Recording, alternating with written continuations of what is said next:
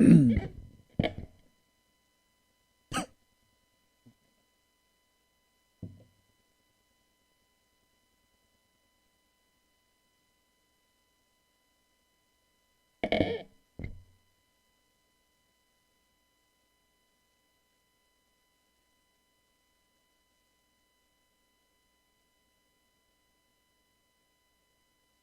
into this Thursday morning edition of the Oxford Exxon Podcast. Chase Parham, Neal, McCready. You know us by now. We will talk to you a little bit about Lane Kiffin today. He's active on the Twitters. Analytics story featuring him that I found kind of interesting. Matt Corral comparison to some other first-round possible quarterbacks here in the draft. Got a former Florida player admitting he took money 30 years ago, which I found interesting. I think that's actually a side of Fred Taylor, former Florida running back, obviously. Oh, NFL. Florida. Gotcha. Sorry. Yeah. That's okay. Yeah.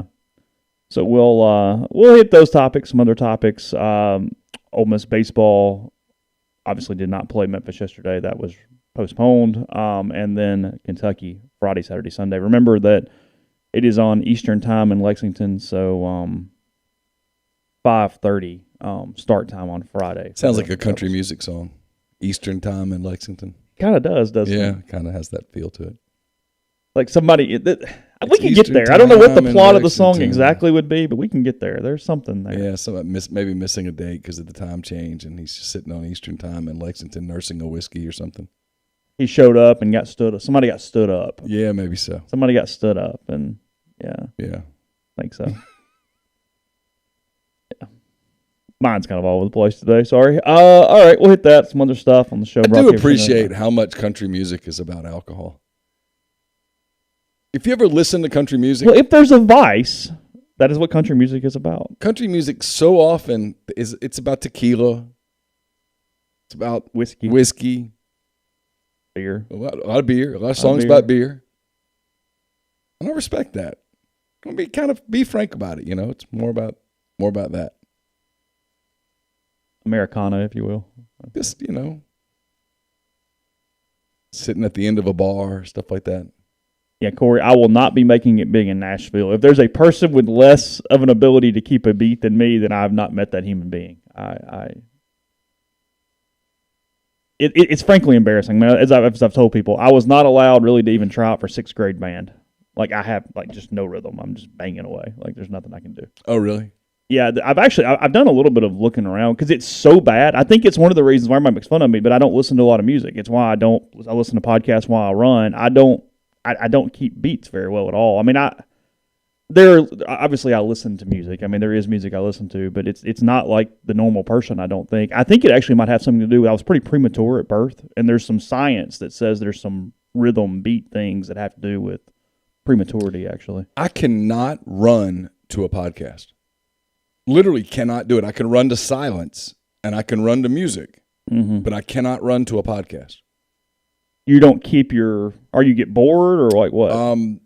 Because you have to pick the right kind of podcast. It has to be Corolla or something where you don't really care. It can't be like Serial where I'm locked in. No, it has to be like Adam Carolla where he's having a conversation, but I just can't do it. I can't ever get into a rhythm. And so much of running, you know this, if you're running distances, look, if you're out running a mile, it doesn't really damn matter. Yeah. But if you're out doing an 8-mile run where there's going to be, you got to push through that initial fatigue that comes and the part of your brain that goes, what are we doing? Why are we doing this? Yeah, we could stop. Yeah, when you push through that, music just kind of helps you. Okay. I mean, for me, it's almost always Eminem. Is it really? Dr. Dre, absolutely. You need some. We're going. I gotta have we're getting. Yeah, because I need a beat. I need something that pumps a little blood, and then once I get a couple miles in, it wouldn't matter what was on the headphones. Yeah, I don't really hear it anymore. Sure, it's just there. Like when I was doing marathon stuff, if you were in mile 13 of a training run and you stopped the time and said, Neal, what song is playing right now? I would have no idea. No clue. Could be anything. But if you ask me in the first 3 miles, what's playing, I could tell you. Okay. Yeah, I have like Corolla or something on, but I'm not really, it's there, but I'm not, I don't know what he's talking about. I mean, unless it's like the Rotten Tomatoes game or something where I'm almost kind of playing along, like I have no real, I don't know. So yeah. Just it's funny how people are different about stuff like that. Yeah.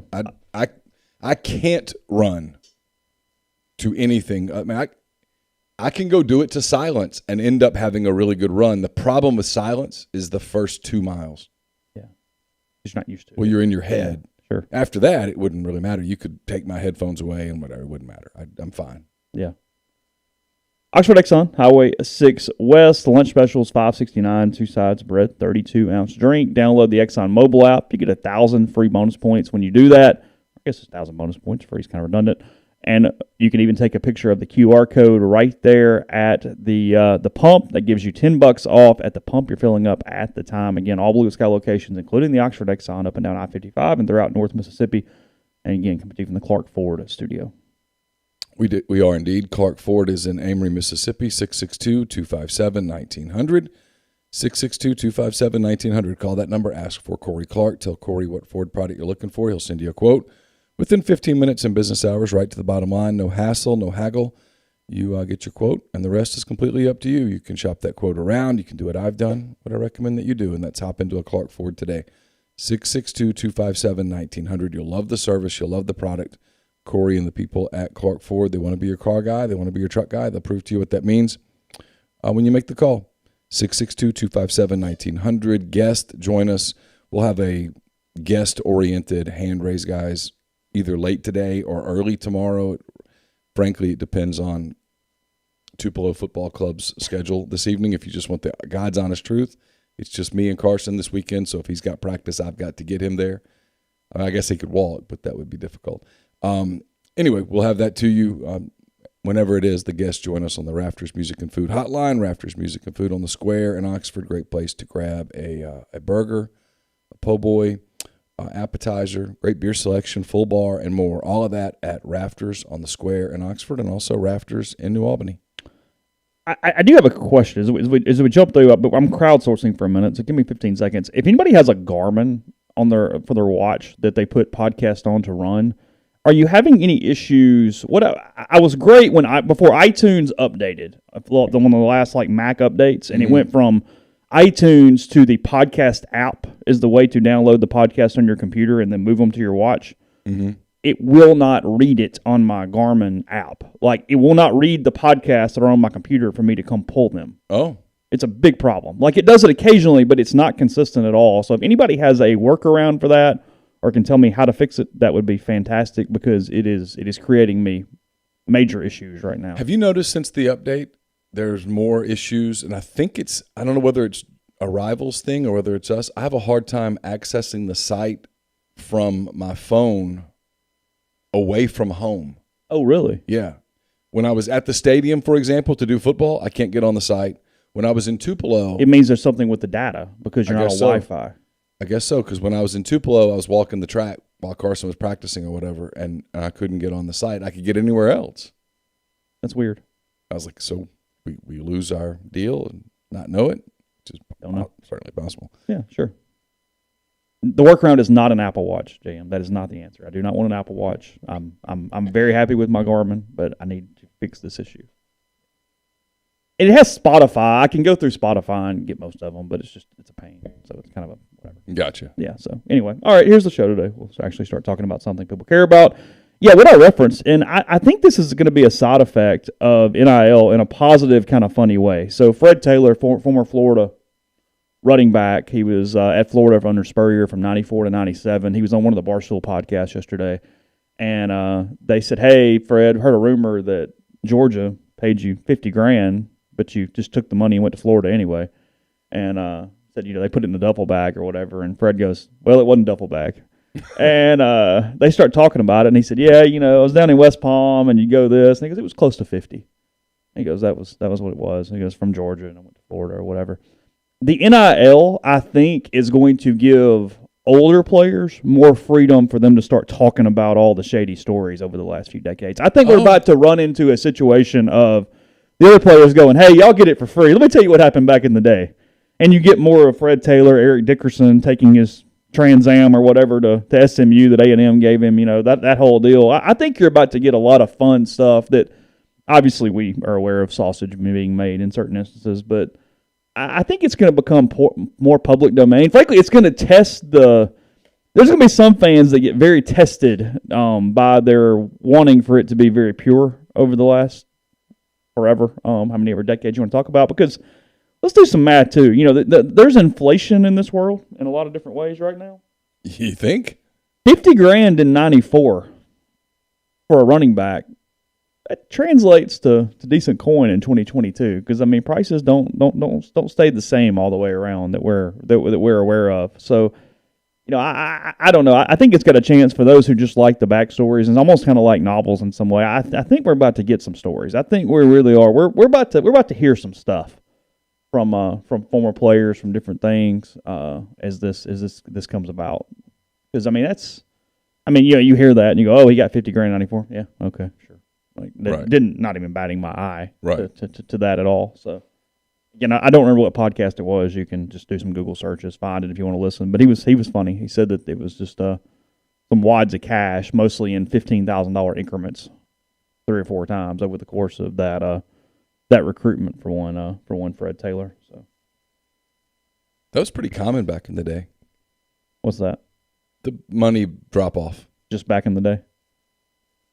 Well, I mean, back in the day it was, and it probably still is to some degree. Yeah. I mean, as of 2 years ago. Yeah, but I mean, even now, there are still people today that don't want to do NIL but want to pay. And that should be the college's worst nightmare. Well, no, there's a lot of people that go, hey, I'm not going to publicly. Yeah, they're embarrassed of it. They would rather do the under the table thing. So wait a minute, you really gave a kid $75,000? Are you insane? That deal. I'll tell you the one thing that's pretty obvious. We'll get to it later because I think you want to lead with football, but the basketball transfer portal is all NIL. Oh, yeah. It is all NIL. It's quickly becoming obvious. Is it changing the way the shoe companies interact at all? I don't know. The shoe companies are on such the elite prospects. That it only matters for like 20 or 30 kids. Yeah, the Paolo Banchero is a one and done. And everybody knows that. Paolo Banchero is never getting in the transfer portal. Jabari Smith's never getting in the transfer portal. Chet Holmgren's never getting in the transfer portal. You know what I'm saying? Mm-hmm. So for them, the shoe deal is at the front along with NIL.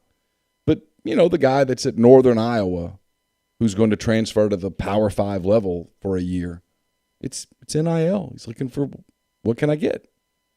And I don't blame him. What's his name? Noah Carter? Is that who it? Like Ole Miss is one of 30 schools in on him, and everyone's doing that. Well, Ole Miss contacted him. Oh, yeah, sure. Well, look, there's going to be some kids, too, as this thing comes through the NIL a little bit, just being real, who go, I don't want the NIL money. I want the under-the-table money. I don't have to pay taxes on it. Yeah. I mean, it's not going to be everybody, because most people are just going to want the more money. And I told you, there was recruited in this class that Ole Miss didn't get, nothing to do with Ole Miss, that one school offered a certain amount of NIL money to the kid before he signed. It was illegal, but whatever. And then another school was like, hey, we'll give you this, whatever. And the kid's like, no, that's more. I'm like, hold on a minute. It's actually not, because you're going to have to pay like 33% on that later. But, but okay, just. Yeah. You've got the Apple Watch people worked up right now. So I'm just telling Apple has a very loyal following, and I have a lot of Apple products. I have 2 right here in front of me. But I'm fine with my Garmin. I like it. I just need this fix done. I do not need an Apple Watch. Okay. I also don't need a third fitness tracker. I have a Whoop and a Garmin on right now. I mean, I'm going to have you should be ripped for all the me stuff and that Greg you've Saint got just going running on. fitness trackers all up our body, apparently. I mean, that's... I don't even know that I want to know everything going on with like my fitness or lack thereof. When it starts asking you questions, too, it's like, hey, did you do this? It's like, whoa, stop. Yeah, stop. Yes, I had a piece of pizza, okay? Leave me alone. Yeah. Yeah, look, the black market's not going away. It's just not, ever. I mean, I'm just going to stop. No, quit. There are certain things that still require black market. Like what? Well, I mean... Oh, seriously? Unofficial visits. Yes, paying kids. That still requires black market. Yes. Because you have to, look, kids. You have to pay them to come. You have to pay kids to come to campus. Yes. You have to pay kids for helping family members get to campus. You have to do a lot of things that, frankly, NIL will not cover because either they're not enrolled yet or that just wouldn't fit under the NCAA's purview anyway. Or you got to pay the high school coach to bring the kids up. Just his expenses. Unless the high school coach can do it through the school and where he takes a number of kids, and that way he gets to write it off. Reimbursed. Yeah. Sure.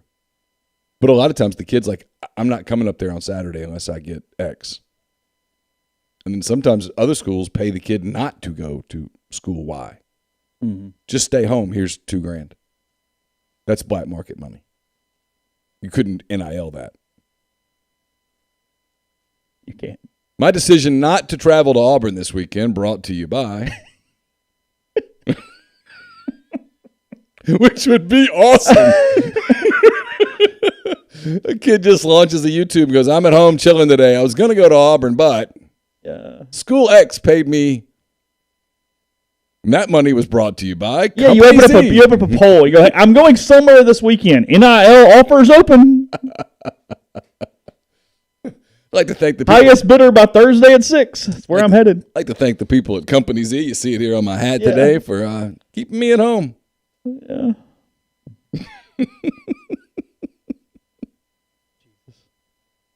So that would actually be just fantastic.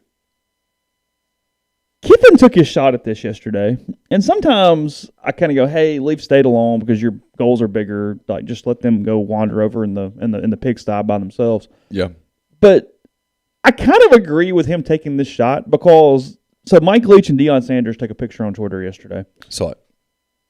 Whatever, cool, fine. Deion went to visit Mississippi State. He did, which normal, whatever. Cool, yeah, sure. If you don't win the game, quit taking photos in front of Egg Bowl pictures. Agreed. You have to have the trophy to take the picture right there. They took the picture in front of this Mississippi outline. It says, "This is our state" on it with the Egg Bowl over it. Right. You lost the game. Well, both of his seasons, he's lost the game. Yes. He's yet to win the game. I'm sure there's somewhere else in this facility to take a photo that is not in front of an Egg Bowl picture.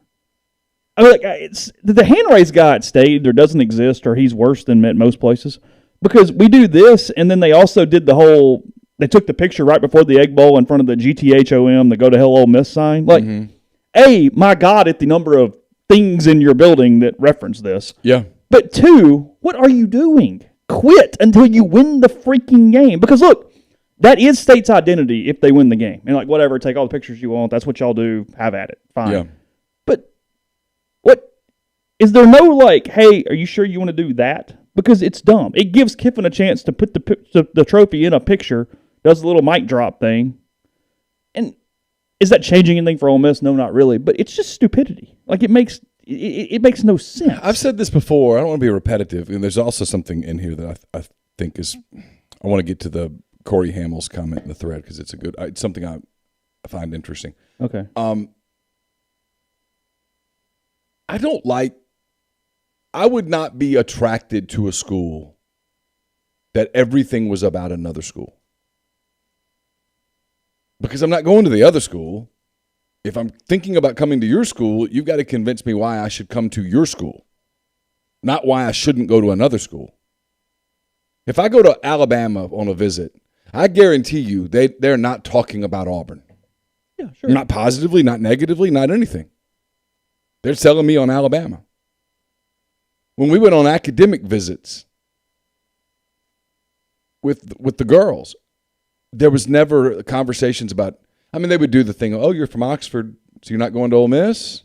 And you'd be like, okay, we're not here to talk about Ole Miss. Come on, let's go. Let's move on. Didn't say that. Just ask the question. We're here.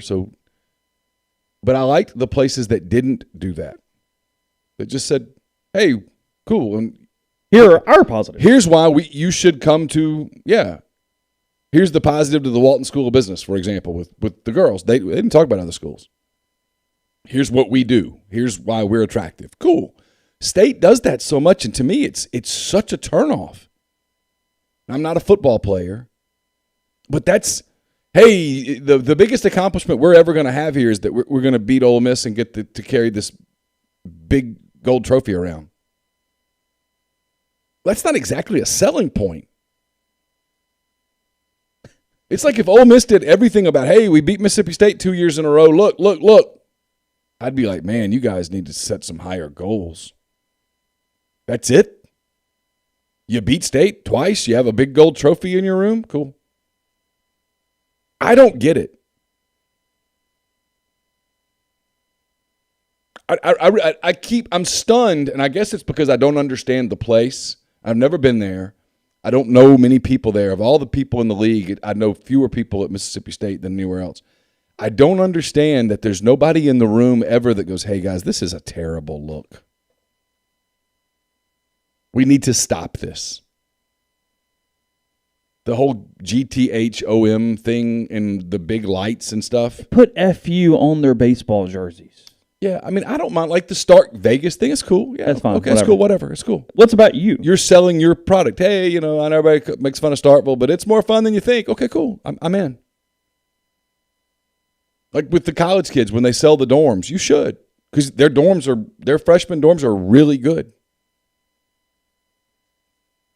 I mean, their living situation for freshmen is really good. Sure. But when you do the whole, it's just everything's about the other school. Like, I wonder if you go to Michigan, is everything about Michigan State or about Ohio State, or is it about Michigan? I don't know. I'm asking. I've never seen anything like it anywhere else. And I covered Alabama Auburn for a while, and there's mutual respect and acrimony and all of that stuff. And yet I don't think if you go to Auburn on a visit, in fact, I know because we went to Auburn on a visit, they did not talk about Alabama. Look, I'm not even saying this is the majority of the fan base or the administration or anything, but I do think it's a more sizable segment at State than most places that they would rather be 8-4 with Ole Miss 5-7 than both schools be 10-2. Well, we were talking a little while ago about they would rather them both be held down and be a little better than it be hyper competitive in both. We were talking a little while ago about resources being used for kids not to visit places. Yeah. Do some. I'll just say I never heard of that in Alabama.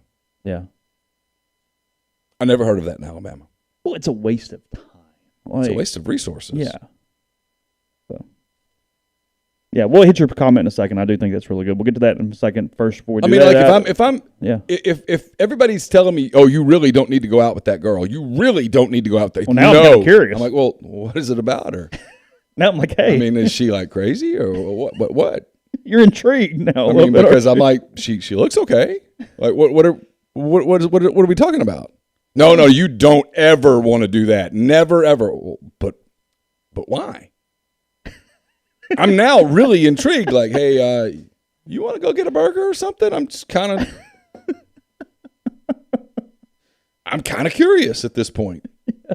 I mean, as opposed to if someone's like, yeah, I mean, go out with her if you want to. She's whatever. Okay, well, I'm not even thinking about it now. It's like, okay. It's the opposite of what was it? It was Ariema during the NCAA tournament of the regular season a few years ago. It was the regular season. They were playing Duke and had an official visitor in town that they were both recruiting. I guess it was at Duke, and the girl was on an official visit, but in front of the bench for Duke. Right. And he walked by her and goes, "Hey, you probably ought to go there. They need you." And it was kind of like, yeah, you see what we're doing. Feel free if you'd like to come. Great. If not, hey.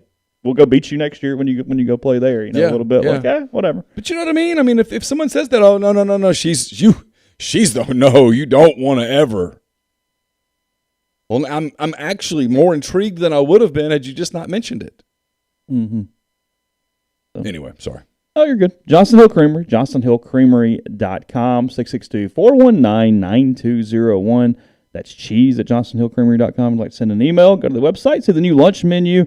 Also, check them out on Instagram. Tons of different stuff going on there, including here it's today, 5:30 to 7:30 tonight. You got a sip and shop with them and the Water Valley Wine Down. That is at the BTC. So that is going on. They got lots of cheese, condiments, crackers, samples of everything they have and more. So that's the shop's open 10 to 4. Then that again in Water Valley tonight. March 31st 31st, 5:30 to 7:30. Again, go to their Instagram page. That's JohnsonHillCreamery.com or give them a call, 662-419-9201. Southern Traditions Farm is a 68-acre, 32-stall upscale equestrian training and boarding facility in Canton, Mississippi. I can already tell today's going to be a bad reading day.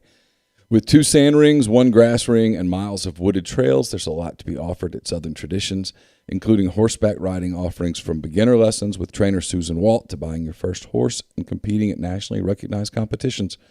Under the teachings of one of the best young professionals in the sport, Bowers Cone, Southern Traditions has high aspirations for its future. If you'd like to learn more about lessons, boarding, or sales, contact Bowers at bowerscone1@gmail.com or message them on Facebook or Instagram at Southern Traditions Farm. We're also brought to you by Bell & Grove, based out of Chattanooga. Bell & Grove is a logistics provider with more than 35 years of transportation industry experience. They specialize in domestic freight movement throughout the continental U.S. They can navigate through supply chain issues while also leaning on their partner carriers to get the most competitive rate possible for the customers. In addition, Bell & Grove can help customers design a custom solution for their shipping needs. Whether your business is in need of moving a truckload, a partial shipment, or a flatbed, Bell & Grove can accommodate you.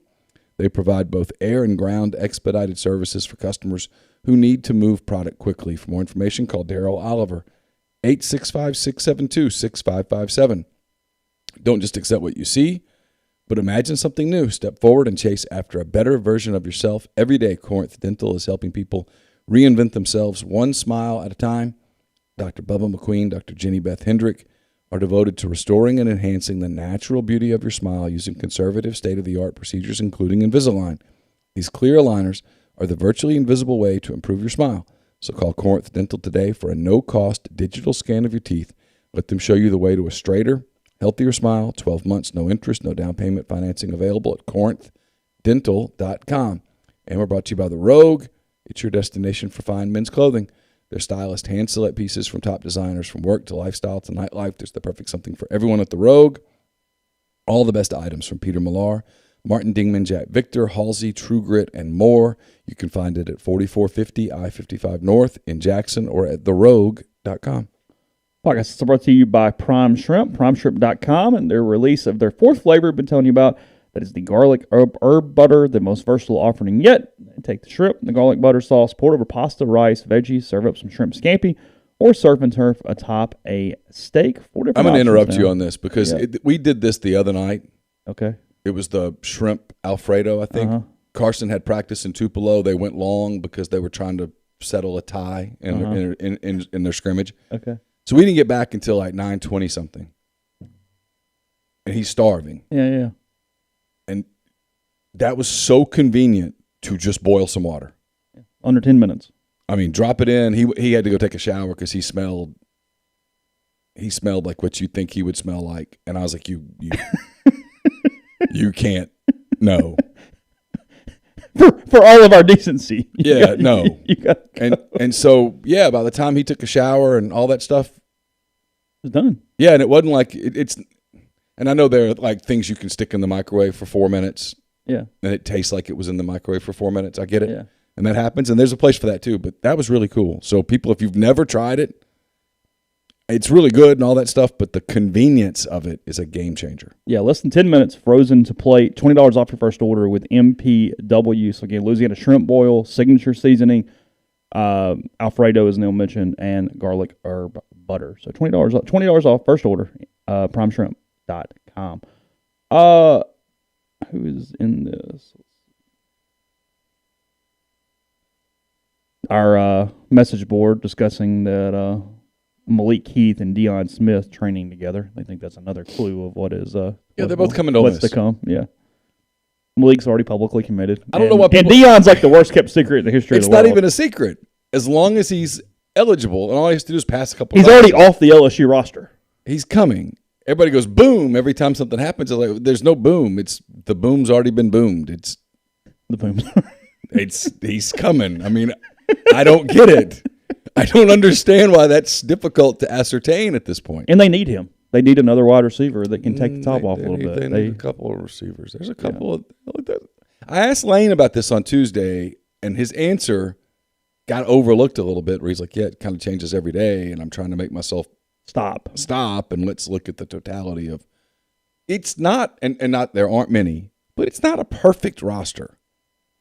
There are, and we'll do maybe a post-spring thing, there are question marks on the roster. There are areas of concern on the roster. The quarterbacks are young. There's a lot of people at receiver, but they need a few to step up. There's some concerns about depth at linebacker, about impact at linebacker, about just that's been an issue for Ole Miss for years now. Last year it got kind of band-aided a little by the fact that Mark Robinson and Chance Campbell played so many snaps. Mm-hmm. But they'd like to depend on a few more people in case somebody gets hurt. So there are issues. He talked about that, but Malik Heath and Deion Smith almost assuredly will be on the roster in August. Yes, and with him, obviously we didn't see Jalen Knox on Saturday, but got some shots there. Got a chance. Yeah, it's better. Yeah, there's some people. I mean, the roster's it's a lot better. I mean, frankly, from a totality standpoint, yeah, the roster's better this year than last year. Yeah. Now you got a big quarterback thing we got to solve. We'll get to that later. Yeah, there's a real quarterback thing. What I found interesting, and I put this up a couple days ago, and we kind of forgot, or yesterday, I kind of forgot to mention it on yesterday's podcast, was the number of snaps that portal guys had coming into this season. It kind of played into what Lane was talking about. You're not guessing as much. You just sort of know what you get. You get a little bit of apples to apples. You've seen these guys in college. They've seen them progress. You've seen what they look like from a development standpoint. And some of the snap counts are fairly marginal. I mean, you look at it, and like Ladarius Tennyson's only played 354 snaps. Dart's played 380. Ivy's played 623. But in a couple spots where they had to have guys, or frankly 3 spots, where they have to have guys and have to know pretty much what they can do, and I'll even go 4 here. They're adding 4 transfer portal guys who have played more than 1,000 snaps, which is well more than 1 year of starting and pretty much playing all the time. Mason Brooks at Western Kentucky, this cat played 2,075 snaps at Western Kentucky. I mean, you're getting, I get it's not the SEC, but you're getting a really seasoned guy who knows how to maintain his body, handle the season, the rigors. There's all these secondary things that is part of the transition for new dudes, whether it's a JUCO guy or a high school guy or even somebody who hasn't played enough. Like, all those different things, there's a value to that kind of goes even beyond the, hey, this is just who you're getting. You get Brooks at 2,075. You get Troy Brown at 1,805. He's played 1,800 snaps at Central Michigan. Jalen Knox, 1,384 at Missouri. And then Ashim Young, 1,043 at Iowa State. That's sort of an extra benefit that doesn't always get talked about is they know how to handle themselves at the FBS level. I mean, Ole Miss, on an all things considered standpoint, 10,600 snaps added to their roster from the transfer portal. It's pretty significant as they Mason Brooks was a must-have. He was the guy. He was the one you had to have. One guy, yes.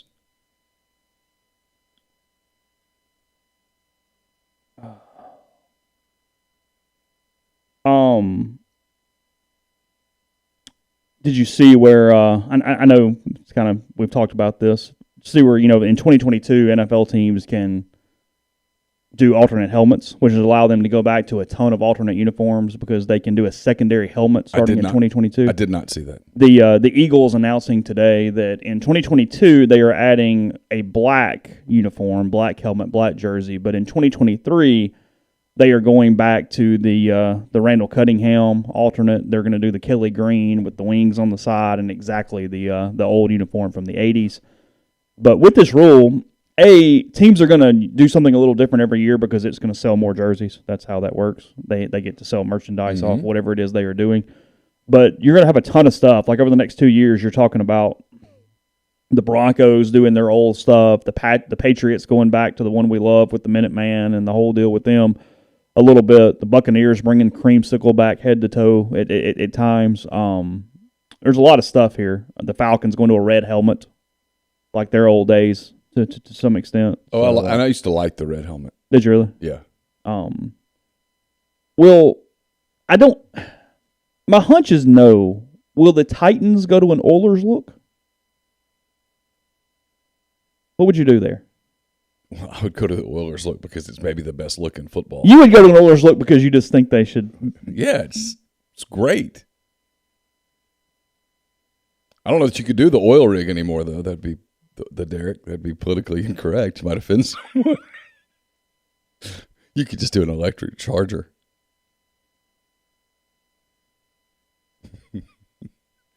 But I like the color scheme. Well, look, the color scheme is better than the Titans' color scheme. Yeah. They should have kept the colors.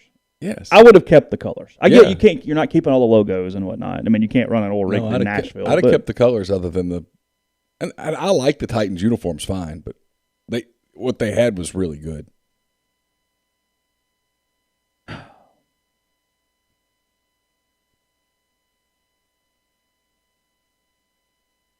It should allow some teams. Frankly, they ought to switch to some of their throwbacks as their normal uniform, and then just wear some new stuff as the alternate and flip. They won't, but that's what I would do. Right. Let a couple like the Patriots realize we made a mistake, and go, "Hey, we're going to fix it. We're going to wear the 1985 uniforms, and then occasionally we'll throw the other ones at you from time to time." So this is twice now. Yeah, sure. About the NIL. And the value, the on-3. I'm not making fun of on-3. Shannon and those people have done a great job, and they've built he's built yet another platform. But I've heard some whispers around that a lot of people are not crazy about their value thing that they do. Well, because it's not accurate. Well, not only not accurate, but the kids think it's accurate. And so you've got kids that are walking in going, okay, well, my value is X, or so-and-so's value is X, which means I want X. Oh. And so it's actually disrupting the system. It is disruptive. Yeah, because look, somebody's valuation in general, is not just off social media followers. That's not how that works. And then two, the school you are at dictates your NIL worth more than anything else. Yeah. The kid goes to Alabama, Ole Miss, Southern Miss, Iowa State, that valuation jumps all around the world depending on where you are and the money available and what you can get. For sure. So it's creating issues for everybody. The kid gets a false sense of something. The other players see this and go, well, so and so and so and so and so and so. It's dangerous. It really is. It's very, very dangerous. It's like the ultimate Lane Kiffin thing, and I mean it probably upsets some people, but to me it's just hilarious because we know how Lane is. Apparently, just got this text that they had the Dallas Rebel road trip last night, and apparently somebody got up and just thanked Kiffin for being there or whatever, and his response was, "Yeah, well, it's in my contract, so here we are."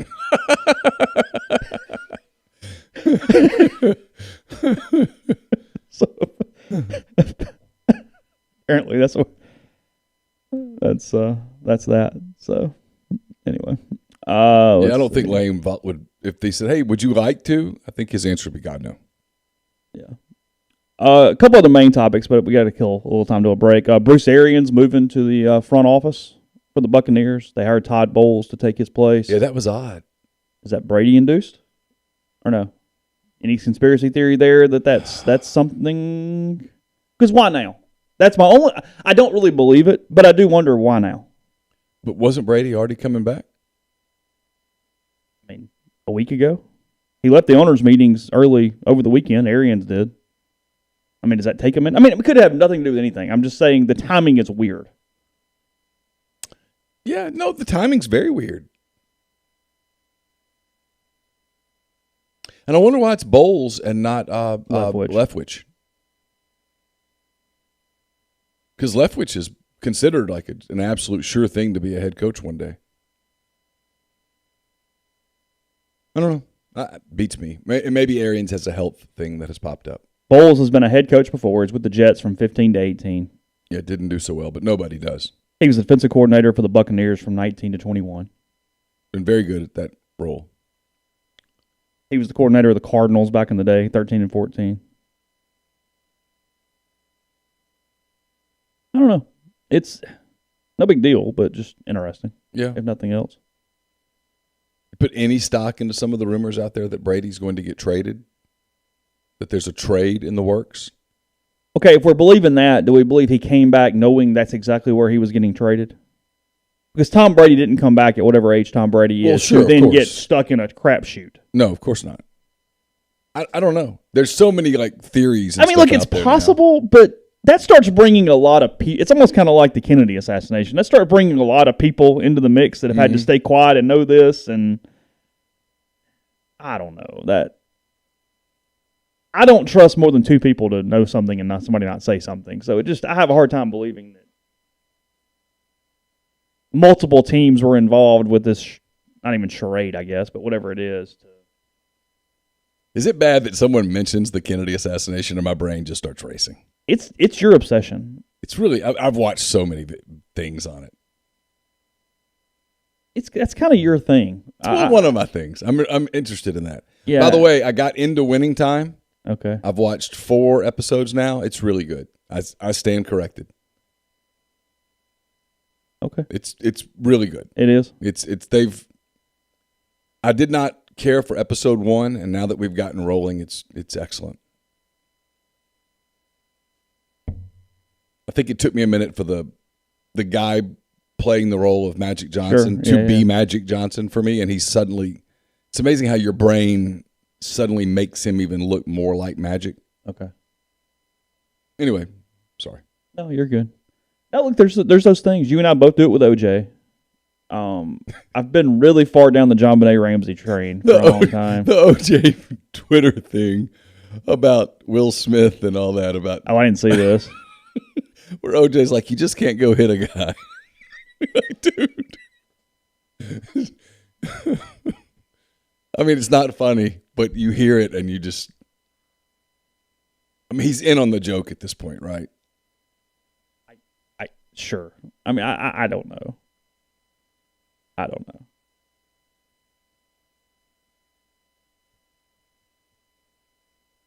What? No, I'm laughing at something Sammy said. Okay. He said even Russia was mentioned in the Kennedy assassination review. So this is not the first time that whenever something happens, we just say it's Russia. We've had some history. Yeah. Been around. There's been a minute. Yeah. All right, we will talk actually some real football in a second, Matt Corral and whatnot, before we do that. It's about Northeast Spark, NESPARC, 100 Mbps, sorry. That's Ignite or The Blaze, the one gig that powers the Clark Ford studio. I've got it at home as well. Your hometown team bringing you world-class broadband, 662-238-3159, phone service, parental controls, network security, and much more. So you get the best internet in Lafayette County. Again, 662-238-3159. Brought to you by Service Specialist Staffing and Recruiting Agency. They've been connecting great job opportunities to candidates since 1967. We've talked about if you're on the job hunt, they can help you with pretty much anything, no matter what your strengths are, where your entry-level, seasoned profession, your area of expertise. But is your company looking to hire quality, hard-to-find talent? A service specialist can help with that, too. Keep in mind that payment of service is solely contingent on if you decide to hire a candidate that they send. You have nothing to lose, so give Will, Sydney, or Kelsey a call at 662-832-5138 to check out their new and improved website at servicespecialistltd.com. Also brought to you by Whitney McNutt, Tommy Morgan Incorporated Realtors, serving you for all of your real estate needs in Oxford and Tupelo. She sells condos, land, commercial, and residential family homes. You can reach her at 662-567-2573 or 662-842-3844. Brought to you by Grenada Nissan. If you're in the market for a Nissan vehicle, Grenada Nissan's the place to go. They've got a complete selection of new and previously owned Nissan vehicles, great lease deals as well at GrenadaNissanUSA.com. Brought to you by Opa, Oxford's newest restaurant on the square. A delicious menu featuring gyros, wraps, kebabs, redfish, lamb chops, handcrafted cocktails, frozen libations, an amazing candlelit patio, and much more. All of that at 306 South Lamar, just south of the Square Courthouse in Oxford. Also brought to you by John Edwards, Regency Travel Incorporated in Memphis. Get in touch with John. He will help you with the extra attention that's needed to make a special trip, one that creates a lifetime of unique memories. All you do is give him a call, give him an email. You give him a budget, you give him some parameters, and he takes it from there, and he will come up with options that you're not going to find on your own. And no, you don't have to live in or near Memphis to take advantage of his services. 901-494-3387 or send him an email, j.edwards@regencytravel.net. And don't forget, we're brought to you by our friends at Pinnacle. We'll be recording a Mind on My Money a little later today. That's brought to you by Pinnacle, which is also home to the Pinnacle 401k Advisory Services team. Contact them, and they'll conduct a complimentary, no-obligation benchmarking and analysis of your current 401k plan. All of that at mypinwealth.com. Podcast also brought to you by G&M Pharmacy, 662-236-2222. They are on South Lamar. They deliver locally in the Oxford area, and they also have Tyson Drugs, which is on the square in Holly Springs. They offer MedSync to fill your prescriptions the same day each month and take care of you. One trip to the pharmacy, one delivery, and you have what you need when you need it with G&M. Again, 662-236-2222. So I thought some of this sort of interesting, and I think it's not perfect because it's obviously media and scouts and things, but I think it shows to some extent what GMs are wrestling with, what you're trying to do, finding quarterbacks in the draft, who's going to help you, and then going so deep into numbers. So ESPN ran this thing where they took several of their draft experts and then gave them a bunch of stats comparing all of the draft-eligible quarterbacks. Pickett, Zapp, Carson Strong, Corral, Ritter, Howell, and Malik Willis, and went through tons of different things with them. Did you see this? I have not. Okay, so the first one they did was talking about who can extend plays under pressure. So what they did to take an advantage of that was total QBR pressured, meaning what their efficiency, ESPN's QBR thing, whatever their little 0 to 100 metric is. Yep. Pressured and then blitzed, two different things, but both those different numbers. Okay. And then they put them out there, and then they kind of had a thing at the bottom talking about giving impressions or opinions on each one of these things. And Corral did not show very well in this, frankly, at all. He was one of the worst ones on this. But I guess my point is they're talking about, Ritter reads the field well and this and this and this and this. But then McShay comes in. He has this point.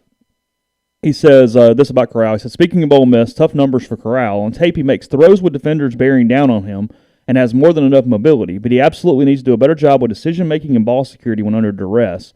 Also, remember, he's played in a tempo-based run-pass option offense with the Rebels, and his quick release often got the ball out before a sack, but typically not very far downfield. And then they also point out, and to be fair, there's no opponent adjustment here. So Corral, being the only quarterback in the sample with an SEC schedule, hurt him. He faced 5 different top 20 opponents last season and threw only 1 interception with 8 sacks against the blitz. But Corral did a lot more surviving instead of thriving in the situation. To your point, Corral's average throw distance when blitzed was 7.4 yards downfield, which was 100th out of 124 qualified quarterbacks. Oh, wow.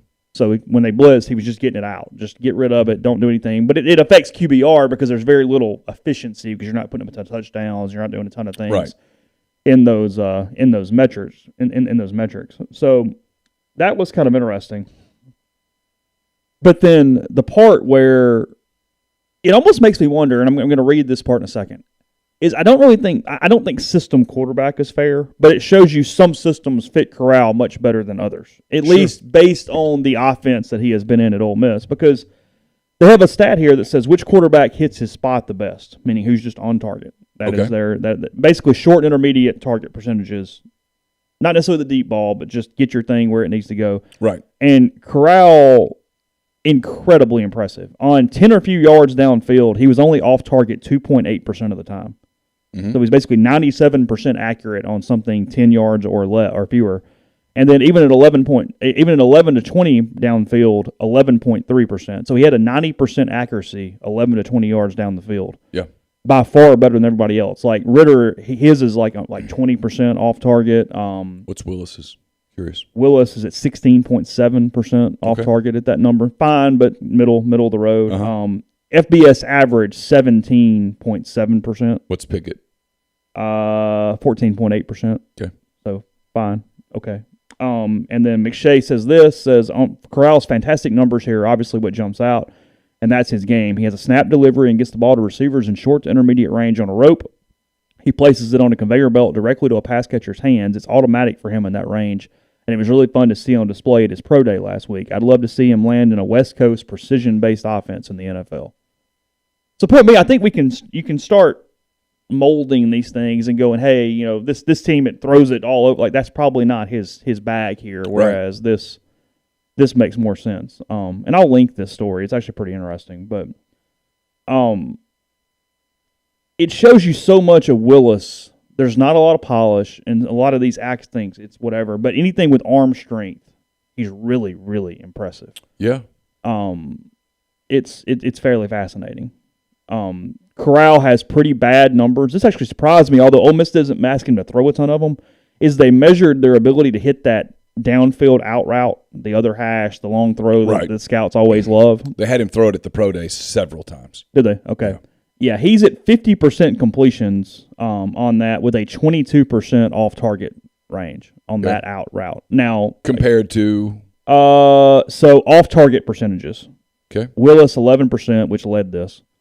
Zapp 18, Ritter 21, Strong 22, Corral 22, Pickett 23, Howell 28. Okay. Completion percentages: Willis 55, Howell 53, Ritter 53, Corral 50, Zapp 49, Strong 48, Pickett 44. Okay. It's a very specific throw. But I'm more interested in the accuracy than I am the completion percentages. Because because whatever. That's you get into so many variables at that point. Like, I don't know who Pitt's receivers are, for example. Who are Carson Strong's receivers at Nevada? I have no idea. Said Corral had the fewest of the group with just 22 passes, and he wasn't particularly accurate. 2 quarterbacks, Ritter with 6 and Strong with 5, had as many or more touchdowns on these throws as Corral had misses. Willis had a smaller sample size, making just 27 out route passes, but he was super efficient, missed only 3 of 27. Interesting. Dude's got a big arm. I mean, he has a big arm. No question about it. All these numbers together, there's some questions on Pickett. Like, there's just whether he can get it downfield. Sure. Like, there seems to be he's good but not great on the intermediate, and then downfield they start going, but maybe. I've heard some people say, if you're taking a second-round pick on him, it's great. But, boy, that first-round pick, you wonder if it's going to bite you for years to come. I don't think there's any doubt Willis is going in the first round, and I don't think there's much doubt that Matt goes in the first round. And Pickett's going to go in the first round. Pickett's going to go in the first round, too, because the quarterback position is so valued. They think he's the most baseline guaranteed to be average of all these guys. Highest floor? Probably. Yeah, I guess that's one way to put it. I wasn't necessarily thinking of it in that context, but yeah, probably. Well, you can tell I think they think Pickett is the most likely to be a completely average NFL starting quarterback. I don't think they think he has the ceiling of some of these other guys, but I think he's the most likely to just, hey, he's going to be a starter. But that's purgatory to me. They clearly believe that Willis has the highest ceiling. Correct. They also, I think, fear that Willis might have one of the lower floors. It's so interesting because, obviously, I'm watching NBA stuff, and you're watching them evaluate, Chet Holmgren, for example, the kid from Gonzaga. And people talk about his ceiling's off the charts. But his floor's there too. His floor's pretty deep. And so, in the NBA, it's your variance there is, like Boncaro probably has the highest floor out of these guys, the kid for Duke. But the ceiling's got some limits. Jabari Smith has a super high ceiling. He's got a floor, but his floor is pretty high. I mean, Jabari's not going to bust in the NBA. Better chance of him being a superstar. But the kid in that group that's got the chance to be the super elite guy is Holmgren because of his body. And so it's fascinating to see how organizations look at a Malik Willis, look at a Matt Corral. How do you because and you're in a front office, you take a quarterback and he busts, you're going to wear that. That's going to be your scarlet letter for a long time.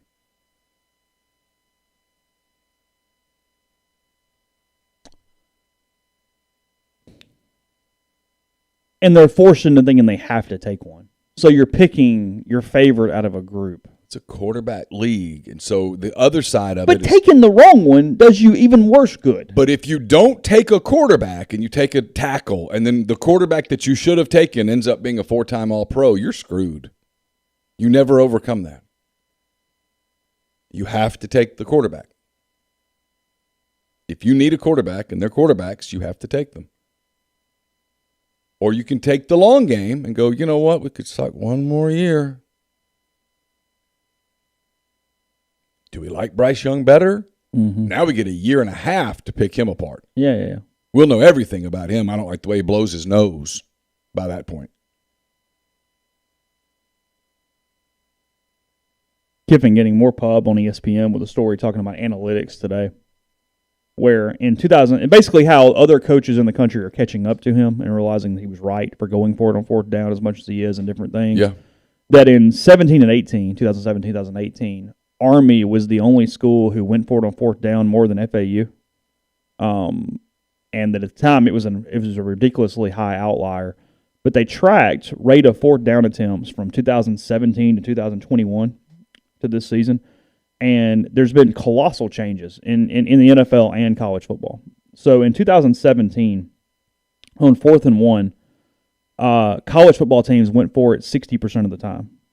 In 2021, they go for it 74% of the time. There's been a 14-point jump on that. Yeah. In the NFL, it's even crazier. This is where it almost has been a trickle-up effect. In the NFL, in 2017, on 4th and 1, they only went for it 44% of the time. Today, 70% of the time. From less than half to almost three-quarters. 4th and 2, NCAA in 17, 36%. Today, 49%.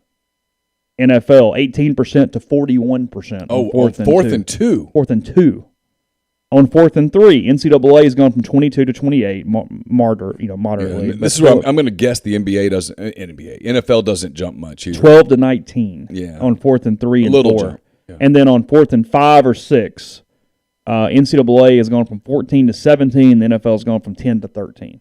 Okay. But jumps in all areas here, including the 4th and 1 is what is fascinating. I mean, the NFL, a league that takes a second sometimes to get to that type of thing, and we're talking 4 seasons essentially, 44% to 70% on 4th and 1. Yeah. Well, that tells you that they studied the Lane Kiffins of the world in depth.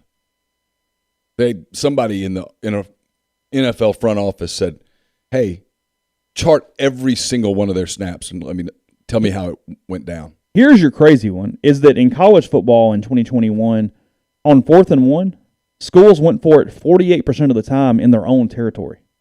Yeah. So they're even extending. They went for it 92% of the time in the opposing territory, but 48% of the time even in their own. Which is, that's significant. Yeah. Because for every time that Kiffin went for it on his own 20, you're going to have some of those on your own 4 where you go, okay, we've got to punt. We're not being stupid here. So it actually is more than 48. But you wouldn't be surprised if Lane went for it on his own 4. But I won't even bat an eye. He's going for it. How about that? But I noticed Alabama would do more of that last season. And that had to be analytically, it showed that it was the right thing to do. Yeah, ESPN's Seth Walder says, but all these areas, 4th downs, 2 points, teams still do not behave optimally on those yet. There are teams that themselves have the resources to develop their own models, and some use vendors to provide models. They're using it more than just 4th downs, too. Obviously, 2-point conversions, but all kinds of game management stuff, taking intentional penalties near the goal line, onside kicks, clock management stuff. You've got some teams with an analytics person in the booth now on the headsets, which, among other things, can help teams avoid wasting timeouts. Mm-hmm.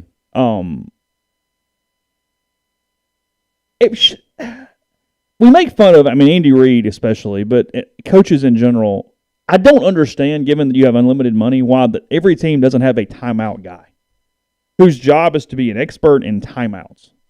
Because the head coach is dealing with 1,000 things at once, and occasionally he's human. He's going to screw up. Hey, I should have done this or that. So you go, hey. Well, the other thing, a head coach has so many voices in his ears. Literally. In addition to his own voice in his head, he's got so many other things that you could see how time gets away, and you go, 4 seconds left, timeout. You need somebody to go, hey, don't take it here. We're better off taking the delay of game right here. I thought this was fairly a small difference, but these analytics people are saying this is a huge difference. That at the NFL level, 35% of 4th downs are now 4th and 4 or fewer, versus 31% 4 years ago.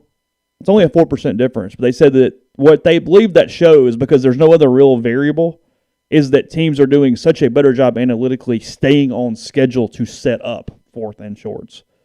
That they're no longer taking the heaves down the field, and now they're just trying to get yards. They're doing more schedule basis play calling than they were even a small period of time before. It also shows that it's more optimal to throw the football, because the NFL has become more pass-based over the last 10 years or so. Which gets us back into our quarterback conversation. That you have to have one. If you don't have one, you can't win. Yeah, Kiffin says, we explained the philosophy to the players early on here. They understand our aggressive style, whether it's fakes, fourth downs, whether it's a lot of blitzes, whatever it is. They know it's belief in the players. There's belief you're going to actually make a play. Yeah, sure. Which plays into it, too. If you never go for it on fourth down, your offense goes, well, hell, all right. I asked Chance Campbell about that a few times last year. Hey, when they went for it in their own territory, were you thinking, oh, my God, what are you doing? And he was like, no. It was cool. And then Kiffin goes on and says, the defense also understands this is about analytics. This is not because we don't believe in the defense. If you don't explain that, if your team doesn't understand what you're doing, it can backfire because the defense thinks, well, they're going for it because they don't think we can actually stop them.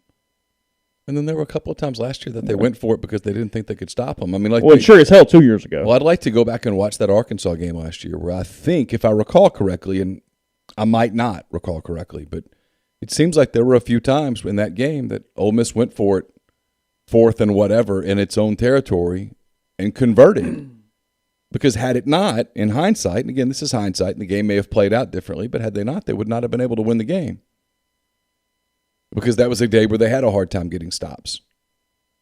The credit to Kiffin is having the thick enough skin to not care when people question him afterwards. Because there's a lot of coaches that would, frankly. Well, yeah. They do the safe thing and go, hey, we might miss it, but I'm not going to catch criticism over this. Well, this is where Lane benefits from, A, he doesn't care what we think. B, he doesn't know who the hell we are. Yeah. I mean, he literally, I could tell a story from Pro Day that I think is funny.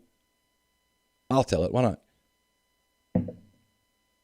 He's standing over on if you've ever been in the Manning Center, he's up against the glass windows in that end zone.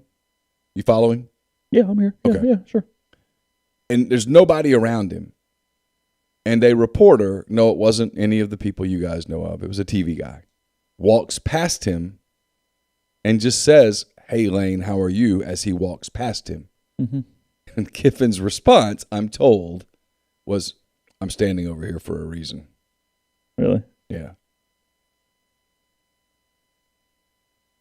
Which tells me it's mentality. He just doesn't care what media thinks, which I think is smart, frankly. Yeah, because you can get in your. Well, what difference does it make? We don't control the scoreboard, and the scoreboard controls the narrative. 1 gazillion %. 10-2 is 10-2. Deshaun Watson's getting $200 and something million. Why? Because he can play quarterback. He can win games. Yeah. Kiffin brings up A&M. Just kind of closing this past season. He says, "quote We play at A&M. We go for it on the one and don't make it."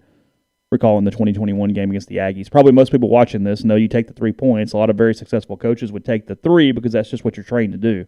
When you don't make it, it's so bad.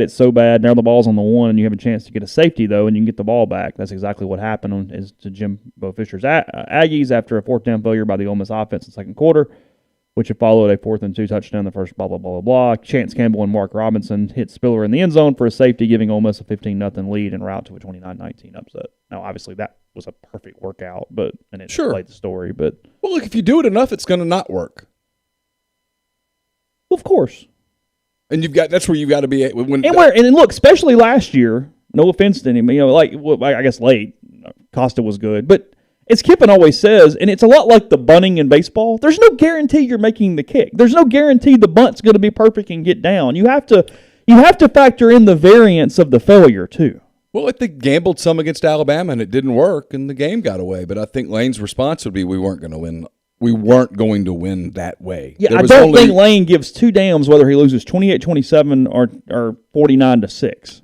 There was one in his mind, whether he's right or wrong, he's the one that gets paid to make those decisions. There was one path to victory, and you had to take that path. And if you end up careening off the wall and falling off the cliff on that path, well, then so be it. It doesn't matter whether that happens in the first quarter or the fourth. They point out also that so much of it depends on your team and the ways to skin a cat. The L.A. Rams obviously were very good on defense or defensive line. They were fairly fourth down allergic. They didn't hardly went for it ever on fourth down. The Rams punted and played defense. You had their defense. That's what you do. It's different teams are different ways. I mean, if your defense is the damn steel curtain, punt the football. Yeah, give people a long field.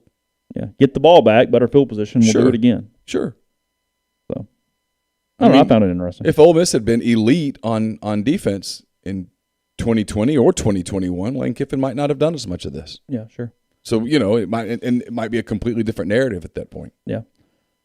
Podcast brought to you in part by Visit Oxford. Visit oxfordms.com. Ole Miss back at home with baseball next weekend for Alabama. Rooms were already going pretty quickly here a couple weeks ago, so take advantage of that if you haven't. You can find out hotel options, food options, and more by going to Visit Oxford. Also, events in town this week and every week, and then double-decker before you know it. It is the third weekend in April or so, and you can get hotel reservations still, dinner reservations, but you're beginning on it. It's time to do that right now if you have not already done so. Rates will go up. So, again, double-decker, Grove Bowl, and Ole Miss and Mississippi State baseball all that weekend. That's visitoxfordms.com. The College Corner is your one-stop Rebel shop. 2 locations in the Jackson area. In Ridgeland, it's next to Fleet Feet. In Flowood, it's next to Half Shell. You can also go to collegecornerstore.com. You can find them on Facebook and Instagram as well. The largest selection of Rebel gear in Central Mississippi. I mentioned at the beginning of the show, hand raise, guys. Whenever that comes to you, whether it's tonight or tomorrow morning, it is brought to you by Comer Heating and Air, Southern Air Conditioning and Heating, different names, same great products and services. If you live in Oxford, Tupelo, or the surrounding area, call Comer, 662-801-1777. If you live in Hernando, Memphis, or the surrounding area, call 662-429-4429 for the people at Southern. We're also brought to you by Lammon's Fine Jewelry. Lammon's at 1126 North Lamar Boulevard in Oxford. They've been serving the Oxford area for 75 years or so.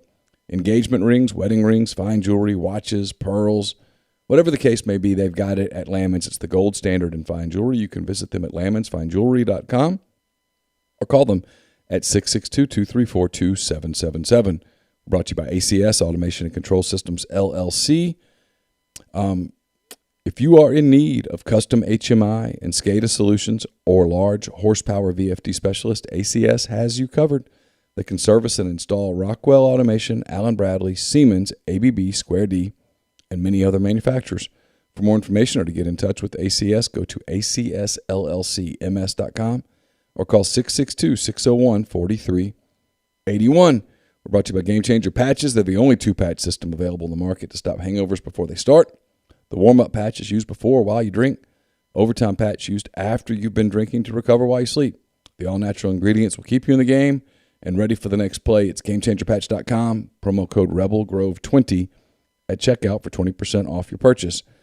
Use the promo code RebelGrove at DeadSoxy at DeadSoxy.com. Get 25% off the best socks you'll ever put on your feet. The no-shows, the specially made socks, everything there at Dead Soxy is awesome. Go to deadsoxy.com, promo code RebelGrove for 25% off. And don't forget, got the Final Four this weekend. NBA still going on. Major League Baseball a week away from regular season starts a week from today. You can bet on all of that and more at brothrow.com. Stop paying the juice and bet with your friends at Brothrow. So a couple things here on the Arians thing, going back to that quickly. NBC's Peter King was told this by Arians on Wednesday night, quote, with the organization in probably the best shape it's been in its history, with Tom Brady coming back, I'd rather see Todd in position to be successful and not have to take some crappy job.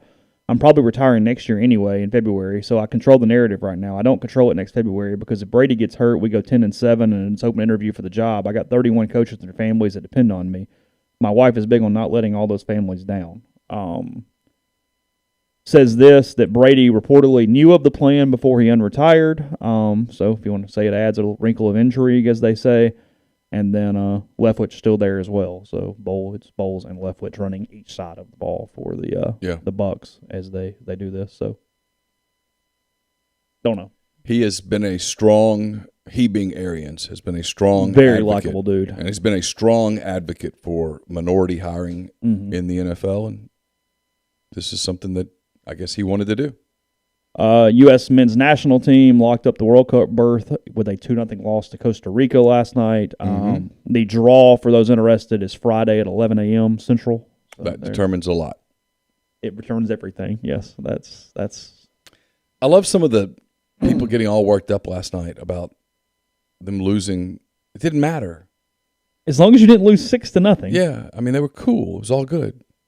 Losing 2-0. There was even like some freak out mode. It was like, oh, God, they're down 1-0. I'm like, I know nothing about soccer, and 6-0 is so far from 1-0 that it's fine. not even. They're fine. I mean, I don't think they played very well last night. No, but they didn't have to. Motivation matters. What was the motivation to play well? They were just like, hey, let's just play defense. And they did. They were fine. I'm this guy that sat there and watched Houston and Sacramento last night cheering for the damn Rockets. I can't make fun of anybody. So we'll go basketball to close. Where do you fall on Eric Church canceling his contract, his concert? Back and forth. I thought it was funny at first, and frankly, I have a problem the longer it goes on. Yeah, the more I think about it, the more it bothers me. Because he's not even rescheduling. Well, look, I don't know how many people. It's in Houston, right? San Antonio. San Antonio. I don't know how many people were flying into San Antonio. I don't know how many people have made plans and hotels. Some. And certainly some. It's the semifinals, too. I get it's Duke. I understand the deal. But he doesn't have a concert scheduled for Monday. He left the championship night open. Yeah. Now, North Carolina was not expected to be at this point, but. And it's possible, and I'm not defending Church because I think I come down on the side of you shouldn't do that to your fans. But it's possible that he thought there's no way I can do this concert and do it well if every 4 seconds I'm checking for Duke scores. I mean, come on. I'm just talking. I don't know.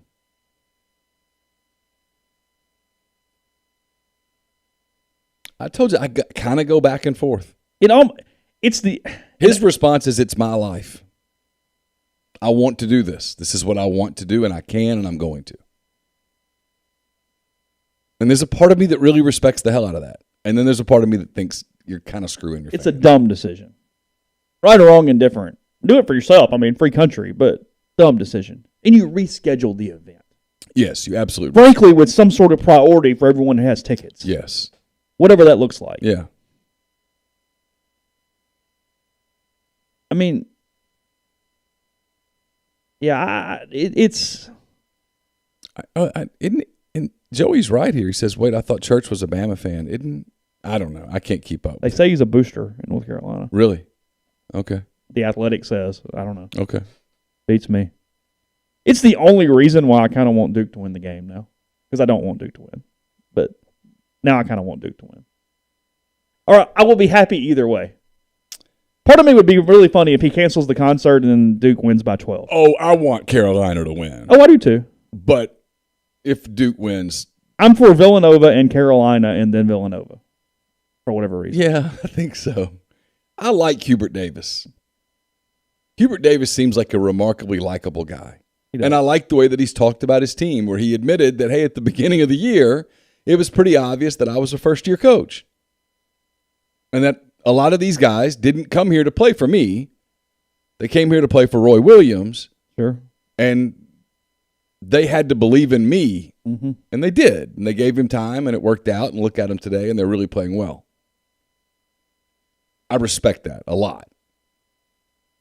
So I'm kind of cheering for them, but I'm with you. The thought of Eric Church thinking, God, I gave up a lot of reputation and stuff for this. Kind of makes it's a bad look. Kind of makes me. It's a bad look. But if Boncaro and Williams play as well on the interior as they played in the Sweet 16 and the Elite Eight, this is not going to matter. Duke played really good basketball last weekend.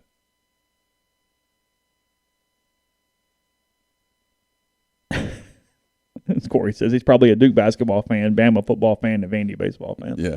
And the Yankees. Yeah. And the Lakers. Yeah.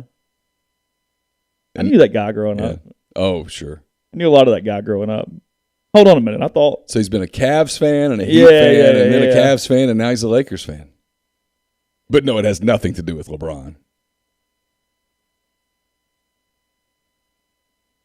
I do have to quit acting. I said that, and I am for Villanova for whatever reason. I don't have, but I have to quit acting like they're the little engine that could. Like there is like, hey, they have 2 titles in the last like 6 years. Like they're when it comes to like Gary Parrish spent a lot of time on his podcast yesterday going, "Are they a blue blood?" It's like yes. They are a blue blood. They have NIL. They're more blue blood than a lot of other teams. They're blue blood NIL. All that matters. They're getting it done. There is something. And again, it's crap. It's perception mostly. There is something a little more palatable, though, by Villanova, even Virginia to an extent, Gonzaga versus the Duke, the Carolina, the Kansas, the Kentucky. Sure. That you go. I mean, there's like a little development, which, I mean, Cal tried, and it just blew up. But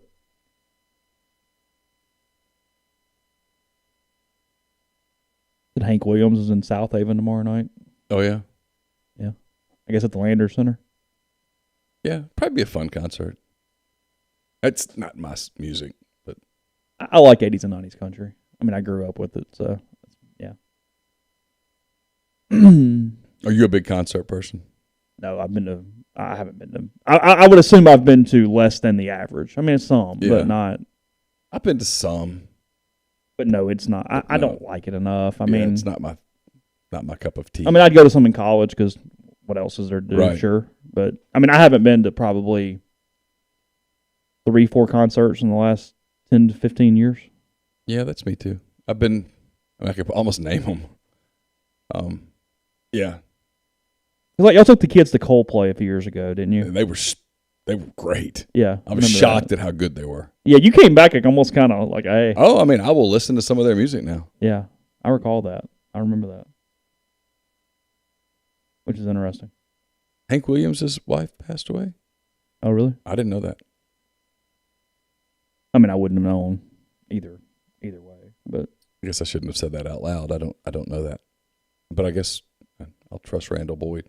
You'd like a little gambling real quick as we finish. Jeff Passan has his MLB kind of predictions up on ESPN today. Okay. He has the best bets to be the Oakland A's under 70.5 wins. Yeah, they sold off. They're minus 800 to not make the playoffs, but okay, whatever. He said there's no surer bet in baseball than banking on Oakland's futility this season. Was the way he phrased it. Yeah. He has Devers and Luis Roberts 25-1 for AL MVP. Who? As long as Ohtani remains healthy, he's the clear MVP favored. But Devers 25 years old and Robert 24 are in their prime, surrounded by great players and present excellent value. The long shot with the best value is Toronto third baseman Matt Chapman. He is at 150-1. His glove juices his WAR, and in the Blue Jays lineup, he could put up silly offensive numbers. Devers, the Red Sox third baseman, and Robert, the center fielder for the Chicago White Sox. They're from Passan. Dylan Cease 20-1 to lead the AL in strikeouts and 30-1 to win the AL Cy Young. Okay. Mackenzie Gore 40-1 to win the NL Rookie of the Year.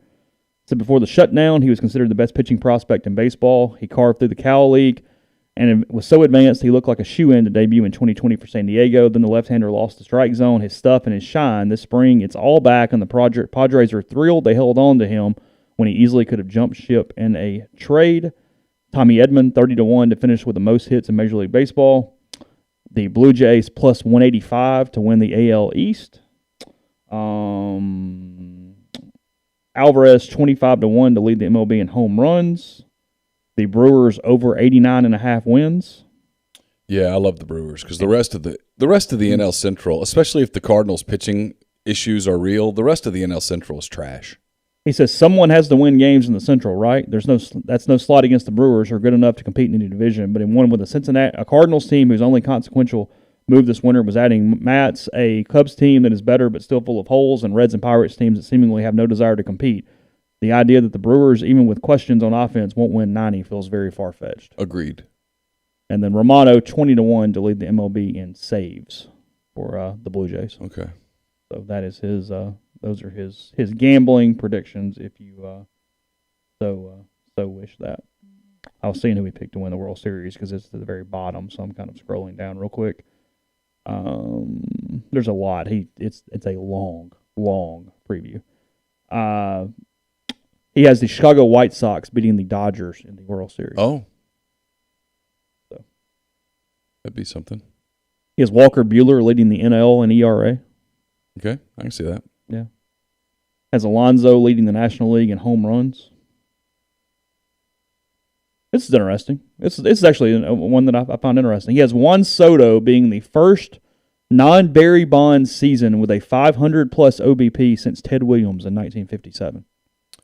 There's an interesting one for the Juan for the Soto year. is my, if you told me I could have the fantasy guy end up on the Cubs in free agency, it's him. Oh, really? Yeah, it's one of the reasons. The only person who could vouch for this is my son.